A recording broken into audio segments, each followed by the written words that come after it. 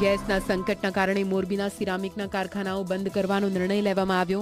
ગેસની ઉપલબ્ધતા અને ભાવ નિશ્ચિત ન હોવાના કારણે 1 મહિના સુધી તમામ કારખાના બંધ રાખવામાં આવશે। આજે એક બેઠક મળી હતી અને તેમાં 500 જેટલા સિરામિક ઉદ્યોગકારો હાજર રહ્યા।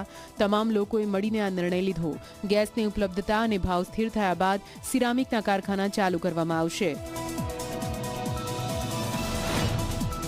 ટોપ એન્ડ યુઝર્સ જેટલા પણ હતા એ લોકોએ 90% લોકોના કારખાના બંધ થયા છે। ગુજરાત ગેસ વાપરતાવાળાના પણ એમજીઓ જે હતા એમજીઓ 80% મુજબ ઘણા ખરાના પૂરા થઈ ગયા છે। એને લઈને ગુજરાત ગેસના પણ 50 થી 60% યુનિટો બંધ થયા છે। તો આ બધો માહોલ જોતા અમે ઉદ્યોગકારોએ સ્વેચ્છાએ એવું નક્કી કર્યું કે ભાઈ આના કરતાં આ પરિસ્થિતિમાં ફેક્ટરીઓ ચલાવી અત્યારે ગેસના ભાવની કોઈ સ્થિરતા નથી।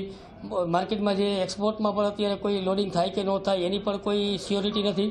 તો એથી બેટર છે કે આપણે 15 થી 20 દિવસ જાહેર કરી અને બધા સ્વચ્છાએ આપણે આપણી ફેક્ટરી શટડાઉન લઈ અને પોતપોતાના મેન્ટેનન્સ કરી અને જ્યારે ગેસની અવેલેબિલિટી મળે સ્ટેબલ થાય ત્યારે આપણે પાછા ફરી પ્લાન ચાલુ કરી અને આગળના નવા પોલિસી અને નવા ભાવથી આપણે પ્લાન કાર્યરત કરી શકીએ।